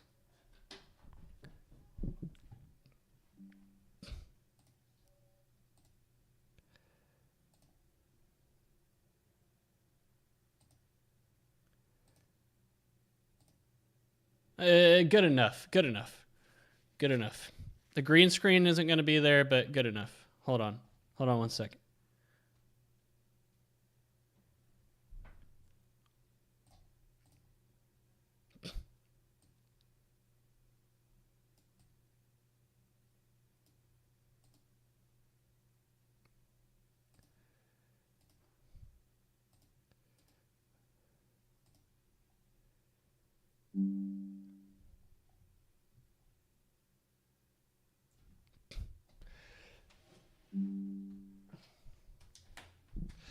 All right, so let me just see if I can get a green screen effect and we can be good to go.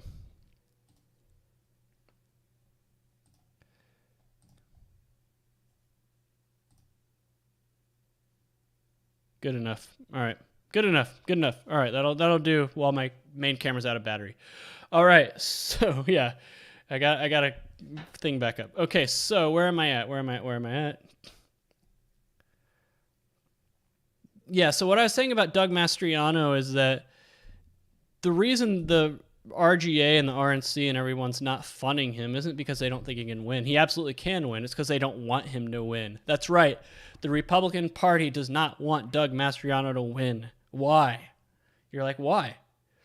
Because they don't want someone who's loyal to Donald Trump in the governor's office in 2024. Because the Republican Party does not want Donald Trump to win in 2024. And having Doug Mastriano as the governor of Pennsylvania would make it easier for Donald Trump to win Pennsylvania in 2024. They'd rather have Josh Shapiro in there and keep Pennsylvania as a wild, wild west when it comes to elections to prevent Donald Trump from winning. There you go. That's why they're not giving him any money. Boom. Angelo Ferraro, I really hope DeSantis waits until 2028. There's no reason to ruin his career because he think Trump is unpopular. You are absolutely spot on, Angelo. If Ron DeSantis decides to challenge Donald Trump for the 2024 primary, he will lose. I guarantee that. Unless Donald Trump dies or is somehow legally disqualified from running, which I don't think will happen, Ron DeSantis stands no chance to win the 2024 primary. None. He will destroy any chance he ever has of becoming president if he challenges Trump. Trump is too popular. Trump is up by 30 plus points right now in primary polling. That is a huge deficit to overcome, like massive. I would say almost impossible to overcome. So how does someone like Ron DeSantis overcome that deficit? How? Well, he would have to attack Trump. And the problem with Trump is he's the most popular Republican politician since Ronald Reagan. That would be the equivalent of someone trying to challenge Ronald Reagan in '84. I'm serious. That's how popular Donald Trump is with Republicans. So imagine someone trying to attack Ronald Reagan in 1984. That's not going to even 1988. Say somebody runs an anti-Ronald Reagan campaign for the Republican nomination in 1988. That wouldn't go over very well. Ronald Reagan was too popular. So the only way Ron DeSantis can make up that gap is by attacking the most popular Republican political figure in a generation. That's just going to make a lot of people mad at. Even if Ron DeSantis somehow were to win the primary, he'd have so many Donald Trump supporters that he alienated that probably wouldn't come around to vote for him. Because what people don't understand, and I learned this a lot doing my own political research work in my previous line of work in my career, a lot of Donald Trump's support comes from people that don't pay attention to politics. They don't vote often. They're low. We called them 0 out of 4 voters and 1 out of 4 voters. A 0 out of 4 voter is someone who has not voted in the past 4 primaries or general elections. And a 1 out of 4 voter is someone who's only voted in 1 of the last 4 primaries and general elections. So in other words, people who don't usually vote. Donald Trump cleaned up with that group, like dominated with that group. A 0 out of 4 voter, a 1 out of 4 voter, you're not going to find them on Twitter posting about politics. You're not going to find them on message board posting about politics. They're not going to be watching Fox News or cable news. They don't keep up with politics. They don't really care. They don't even know who Ron DeSantis is. I guarantee you a lot of Trump voters in like Turnbull County, Ohio, Macomb County, Michigan, Door County, Wisconsin, these rural, working class, blue collar counties in the Midwest, the people who voted for Donald Trump, they have no idea who Ron DeSantis is, nor do they probably care. So what I'm saying is that it might seem like Ron DeSantis has a lot of support based on what you see on Twitter and social media and everything, but those people who are vocally supporting him on those platforms are your 4 out of 4 highly engaged, high propensity voters that are highly engaged with politics, that pay a lot of attention. But that group makes up a small percentage of the electorate. The group that's 0 out of 4 or 1 out of 4 who doesn't pay a lot of attention, they make up a vast majority of the voters, and that's why Donald Trump has a 30-point lead right now in primary polling. And that 30-point lead is almost exclusively on the back of non-college working class whites. Rich Barris talks about this all the time. Donald Trump's margin among non-college educated whites is over 30 points over Ron DeSantis. Meanwhile, when you're talking about like the college educated, more white collar, more upper income white voter in a Republican primary, that's the demographic that's supporting Ron DeSantis over Donald Trump, but they not only make up a smaller overall piece of the pie when it comes to the electorate, but they're only supporting Ron DeSantis by about 2 to 5 points over Trump. So a small margin. So that's the math is not there for Ron DeSantis. It's not. He will destroy his career if he challenges Donald Trump. He'll never become president. He can wait to 2028 and waltz to the nomination. I mean, Kerry Lake, I think, would challenge him, and I would probably vote for Kerry Lake over Ron DeSantis personally, but that's how it is. That's how it is. I'm sorry.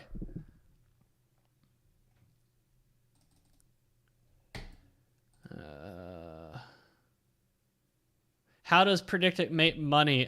They collect 10% on all gains from you, and then they collect 5% when you withdraw.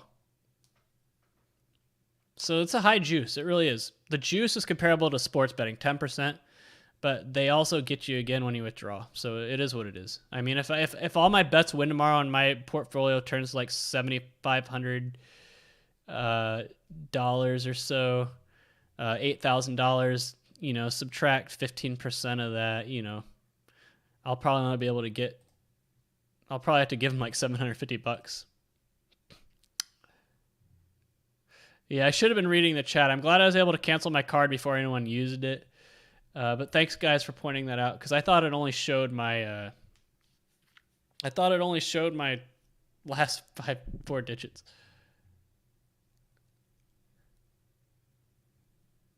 Connecticut. Yeah, I'm not saying that the Republican is going to win the Senate race in Connecticut. I absolutely think Connecticut District 5 can flip. That's one to keep an eye on. I'm just saying that it's kind of hard to find like a 55th or 56th Senate seat for Republicans. And if it happens, it's going to be somewhere like Connecticut. I think Connecticut, if there was any state in the Northeast besides New Hampshire that could go Republican in the next 10 to 20 years, it's Connecticut, because it's becoming more working class. There's a larger rural population.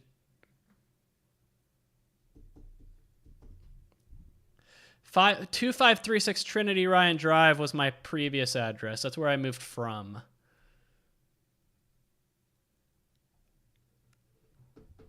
No, thank you for telling me that I shared my info. I'm just very skeptical about the idea that Trump announcing a presidential run tonight. I mean, has he done it yet? Is he still on the stage? I'm just skeptical that would motivate Democrats to turn out, because like I said, the Democrats who want to vote have probably already voted.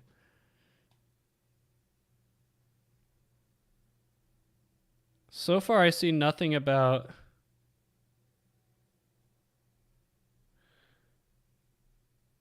Trump announcing. I see nothing yet.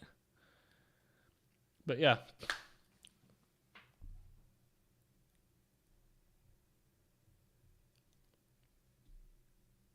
JYs0254 says plenty of people would vote for DeSantis over Trump in a primary in Ohio. Donald Trump would beat Ron DeSantis in the Ohio primary by 20 points or more. I imagine JYs that you're probably the demographic I was talking about earlier, probably more educated, higher income tier, probably more of a white collar. But the thing is, Ohio Republicans, especially the ones in the southeast that border West Virginia and Kentucky, those will go Donald Trump over DeSantis by like 80-20 margins. DeSantis would be destroyed in Ohio by Trump. Destroyed. DeSantis, I even think Trump I would give Florida, if I was being really favorable to DeSantis, I would say, yeah, he could beat Trump in Florida, but those South Florida Hispanics, like the Cubans and Venezuelans, love Donald Trump. And yeah, DeSantis is going to win that demographic against Charlie Crist. But given the choice between Trump and DeSantis, I think they would choose Trump. I really do. If DeSantis beats Trump in Florida, it's not going to be because of Cubans and Venezuelans. It's going to be because of whites. Those Cubans and Venezuelans probably love Donald Trump more than any other demographic in the country. The ones in South Florida. I'm dead serious. But yeah, I think if Donald Trump and Ron DeSantis ran heads up in a primary, the thing is that primaries are all about momentum. So just play along with me here. Say all 50 states voted in the Republican primary on the same day, and it was just Trump versus DeSantis. Which states would DeSantis win? I think Florida, probably 55-60% chance Ron DeSantis would win. Georgia, probably 55-60% DeSantis would win. Utah, probably 80% DeSantis win. Idaho, probably 80%. But apart from that, those are the only states I would say Ron DeSantis would be favored in. Maybe Virginia and Maryland, just because they are so close to D.C. But Donald Trump would win by massive margins in the Midwest. Pennsylvania, Ohio, Michigan, Wisconsin, Iowa. Like the Northeast, New York, New Hampshire, or I don't know about New Hampshire, but New York, Massachusetts, Vermont, New Jersey, Nevada, New Mexico. It would just be, I just can't see how it would be done. But the thing is, how primaries actually work is that it follows an order. So you'd have Iowa up first, and Donald Trump would destroy DeSantis in Iowa. Donald Trump's not going to lose a single Midwest state in the primary. And so if Donald Trump destroys Ron DeSantis in Iowa and any other challenger, then what usually happens in primaries is that eventually an aura of inevitability sets in. And then people start to get behind the candidate who's ultimately going to win because they view it's inevitable and they want to back the winner. So if Trump is the front runner going into the primary and then he dominates Iowa like everyone knows he would, then inevitability would probably set in sooner rather than later. Yeah, the non-Trump candidates could, go ignore Iowa, which they probably would, and go all in New Hampshire, which is state number 2.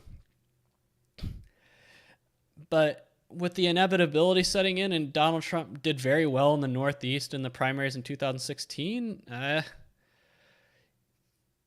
And then at the state after New Hampshire is South Carolina, and that's usually where the Republican establishment wins.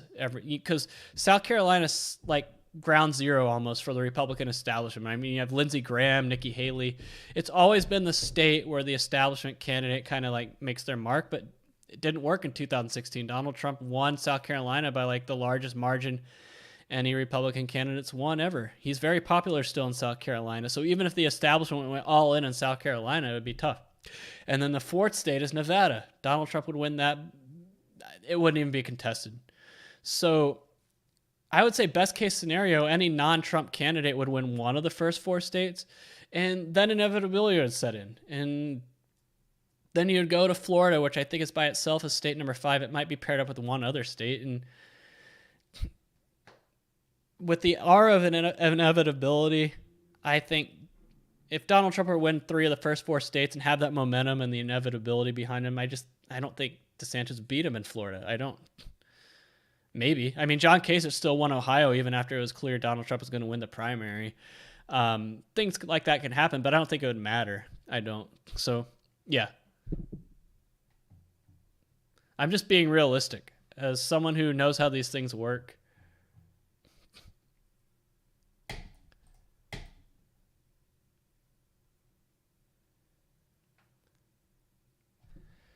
still reading I'm just reading through all the credit card comments. I'm sorry.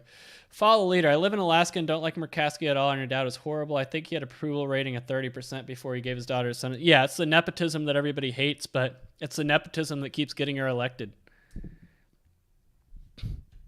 I mean, Kelly Tshibaka should win. Kelly Tshibaka would have destroyed her in a Republican primary, but she enacted ranked choice voting in order to get around that. And it really depends. Sarah Palin fell victim of this. They elected a Democrat to the House because Nick Begich played blocker. I'm sorry, but Nick Begich, however you pronounce his name, you need to drop out. He has like this messiah complex. Everybody knows the reason he's staying in the House race is to block Sarah Palin from winning. He knows he's not as popular as Sarah Palin. If he was honorable, he'd drop out because Sarah Palin got way more votes than he did, but he won't because he's blocking Sarah Palin from winning. Ranked choice voting is screwing Alaska Republicans. But we'll see.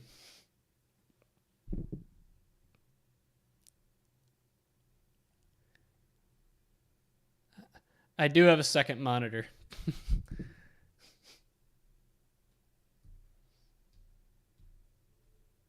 Yep. Voting tomorrow in Indiana. The thing is, Indiana, nothing's really competitive there. I mean, I think there's a House race that people are talking about, J.R. Majowski or whatever, but he'll be fine. But anyway, that's kind of how I see... Wow, it's been 2 hours. That's how I see things playing out tomorrow. I'm not going to do a stream tomorrow because, like I said, it goes so slowly. Election nights go so slowly, especially with all the shenanigans we see now in elections, that it'd just be better to watch somebody else besides me. Maybe I'll do like a pop-up stream, maybe, and just kind of talk about what I'm seeing. But I'm not going to do like a marathon stream where I'm on camera for like 7 hours and all of that. Derek Schmidt in Kansas, good plus 100, good bet. I do. Swaglord Ken, I talked about the Kansas governor's race, but what the dynamic of Kansas is that they always overperform the polls in pro-Republican years. So even money, absolutely. Absolutely.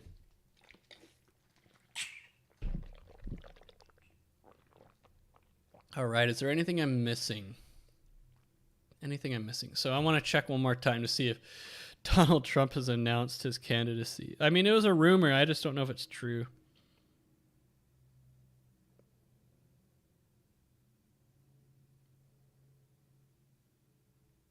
I just when I saw the rumor that Trump was going to announce tonight, I just didn't believe it. I'm sorry.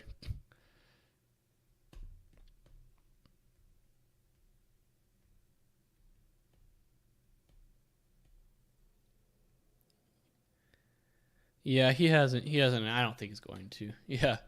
I'm surprised it's been 2 hours, but yeah, I'm going to go ahead and call it a night. I thank everybody for watching. Good luck if any of you are betting on tomorrow's elections. I'd like to come back to doing streams about, sports betting and stuff eventually now that I got everything set up. I was so lazy getting my studio equipment set up in my new room, but I do have it set up now.